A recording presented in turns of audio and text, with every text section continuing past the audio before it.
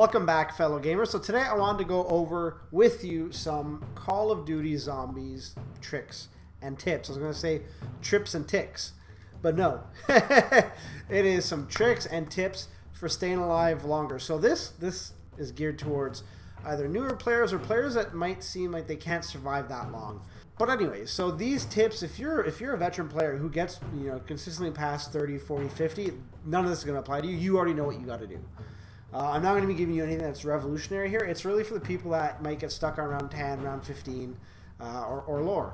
So without further ado, let's get to it. Are you okay? So the first tip is farming points. Farming points during the early round is critical. A shot to the body gives you 10 points. So the lower you shoot, if you shoot at his extremities, you can actually get a few more points. But see what I did there is, for a kill, you get 60 points without any specialty. When you shoot in the head, you do more damage, you get 100 points. But I like to max it out, 1, 2 in the body, and then 130 points there. Eventually it all adds up. Another thing is, especially on the first round, you can let them all go through, especially if you're multiple people. Then you get some extra points there. So it's all about point farming in the early rounds. Also, what I like to do, it also depends on your starting pistol. If you're playing Black Ops 1, Black Ops 2, and you have a lower powered gun, you can actually shoot about 5 or 6 times in the body and then knife. Anytime after that, so second round is 8 times in the body, and then after that, knife them. And that's what it is. From there, in round 3, generally you unload a whole clip, and then a bit more, and then you knife them. So that is critical. They are coming.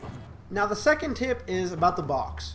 So if you are, generally what I've noticed, a newer player, you like to try and roll the box. What that does though, at $950 a pop, is that you're wasting a lot of extra points rolling a box. Literally any gun you get out of there is serviceable in the first 10-15 rounds. You do not need to roll the box at all. Obviously, an automatic weapon is better than a sniper or even an LMG. I know that's, kind of falls into the former category, but the least amount of damage you do per bullet will give you more points. So it comes back to farming points. And what it's all about is you don't want to be wasting your points getting more guns. What I like to do is I generally will keep the gun I get, and I'll keep a pistol, and whenever we get a max ammo, I unload all my ammo from my pistol, get more points, then I switch to my other gun. Makes it a lot easier. So you don't have to be rolling around with 0 cash, so that you can get your perks quicker. And if you're a player who doesn't really progress that far, perks are pretty vital. And the next tip is all about getting your perks. So I mentioned in the previous tip how you don't want to be spending all your money on box rolling. Well, you also don't want to be spending your money on, or points, on perks that just don't give you the value. And Speed Cola, early in the game, whoop, I almost died giving you my tutorial on how not to die early. So, my advice is you can look at it one of 2 ways. Either you get Juggernog, or you get Double Tap first. Double Tap's a bit less expensive, and it allows you to fire twice as many bullets in the same amount of time as you'd fire one without it. What that does is it keeps the zombies away from you. But that can only be good for so long. Whereas Juggernog allows the zombies to get close, but you can take that extra hit. So you need to weigh, what kind of player are you? Are you one who is okay with taking a hit?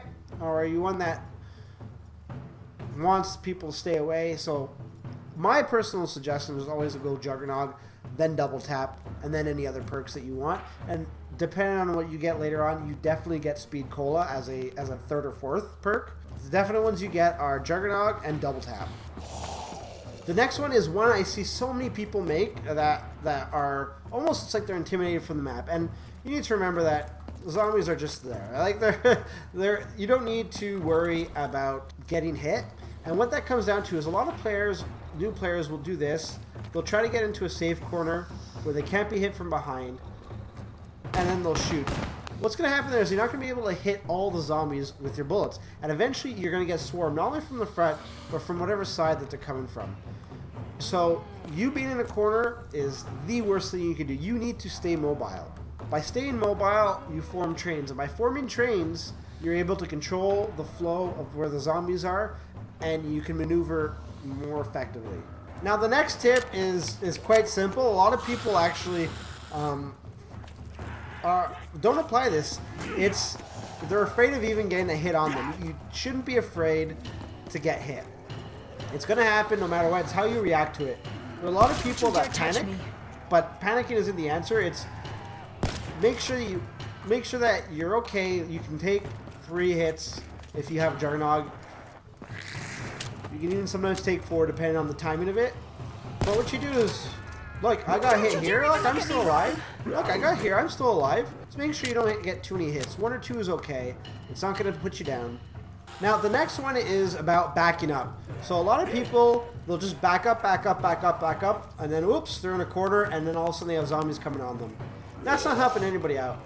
What you do is, as you back up, and this is a bit different because I just opened the area, but you look forward. Okay, I see everything's clear. I take a shot. I look back. Then you look back. You keep going. So here, I know I have a zombie behind there, so I'm going. No, I'm good. He's still slow. I'm good there. So there, and that's what it is. You can walk backwards. Walking backwards is vital. Knowing how to walk backwards will make you a better Call of Duty player. It's making sure that you memorize the fact of, if I keep going straight here, I'm going to run into this.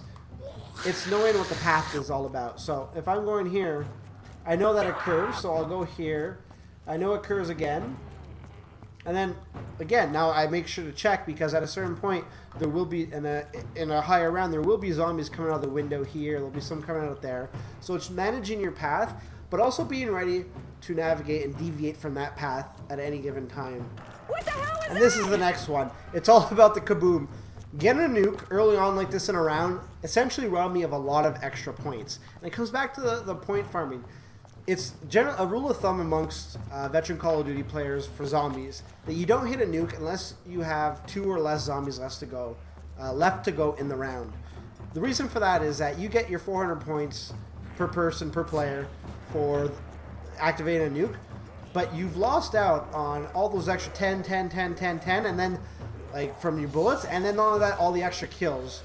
So that 400, if you had 4 headshots, like that's your 400. That's, you killed 4 zombies with your headshot, and then you're done. No, So you've robbed yourself of a lot of points effectively by getting a kaboom, or a nuke. We usually call it a kaboom. Now the next one here is about knowing your path, and it ties back to how I mentioned how you should always have a backup plan and being ready to leave at the last second. So I was going to go through there. So now it's knowing the map and knowing where to go. So here I'll open this up, and this is going to be terrible because I didn't activate those ghosts before.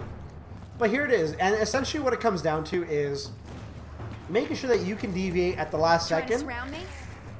Well, you're not the first. And that comes with knowing a map. And you know a map, obviously, by playing it. So don't be worried about making mistakes and dying early on as you get to know a map, a brand new map.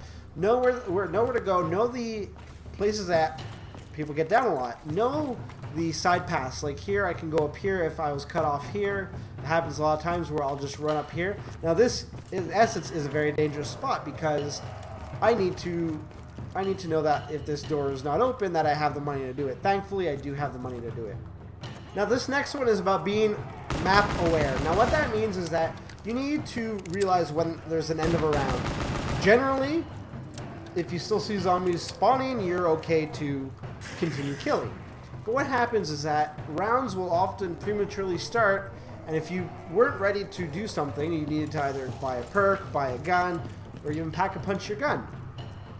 Sometimes a player will end a round prematurely, and that's because they're not aware of the map, or they're just worried about getting flanked. So I always make sure I can see at least another zombie in the screen before I open fire on the zombie. The reason for that is I don't want to end the round prematurely. Sometimes I have things I need to do. So, keeping count, but there's one right there. And I try to keep the slower ones active too. Jesus. Oh, you're gonna be sorry. Oh, it's tough for me. No touching. I want you. So here we still have one there, and there's still one there. So now she started running, so we know right away that this is the last zombie on the map. we can go ahead and do the rest of the things we need to do.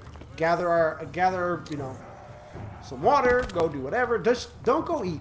I've had players where they just disappear for half an hour to go eat. Now this next one is so important that like I see so many people going down, and generally when I go down, when my friends go down altogether, it's because of one thing, and it's because of a fire sale. What happens is that when they hit a fire sale, they all run to the box, they do this. It's doing something.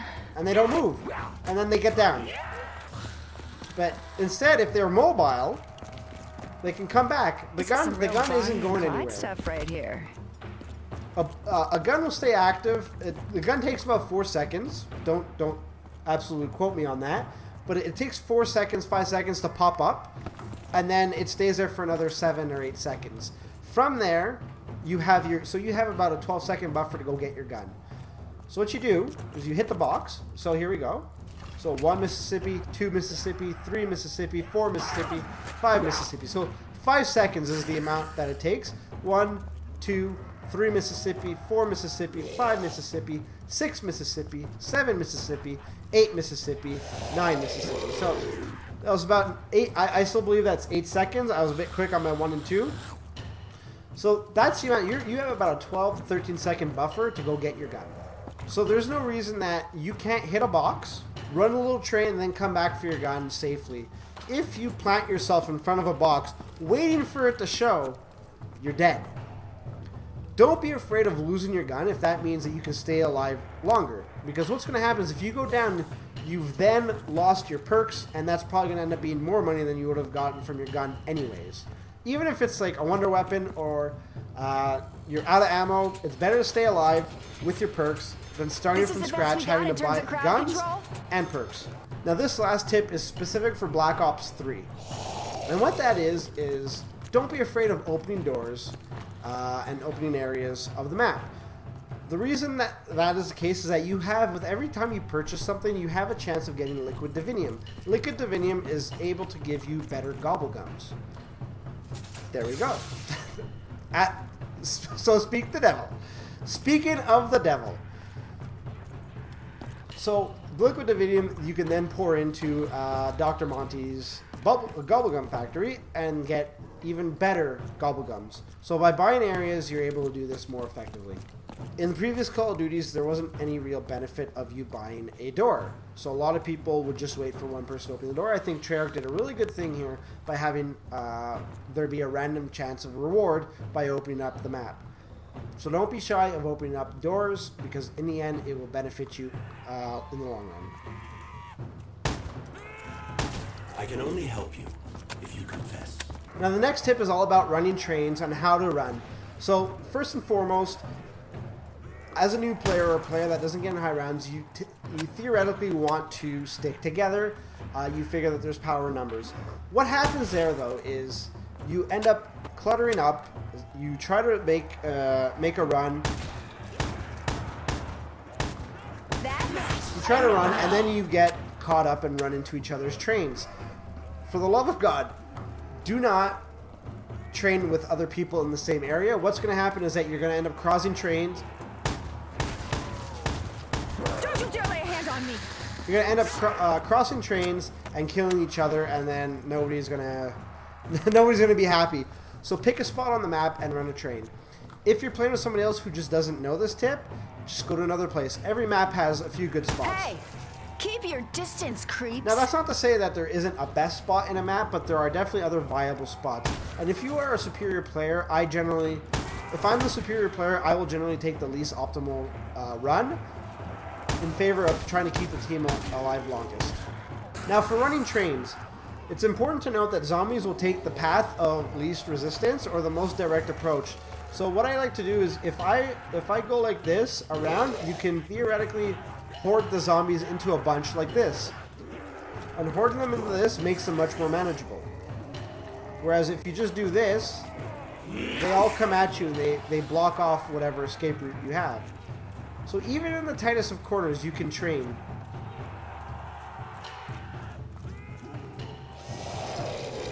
You wait for your opening, and then you make it. And it comes back again about not being afraid of getting hit.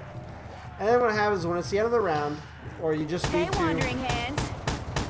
just need to end stuff, You must. there you go. Confess. Let me know in the comments if you found any of these tips useful, and please share any tips that you might have for other Call of Duty players. I would love to hear it. I'd love to employ any tips that I haven't thought of. Because I'm shooting you.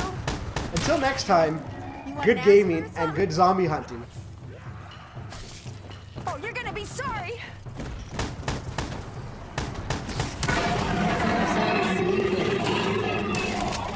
That's a no-no. Thanks for watching. And don't forget to like and subscribe. It really helps the channel out. If you'd like to see more, click on one of the 2 videos that are there, or click on show more in the description below to see when and what we upload, as well as when we stream. And if you need an update on what exactly we're going to be streaming that week, don't be shy to hit us up in the comments or reach out to us on Twitter. We'll be more than happy to chat. Until next time, good gaming.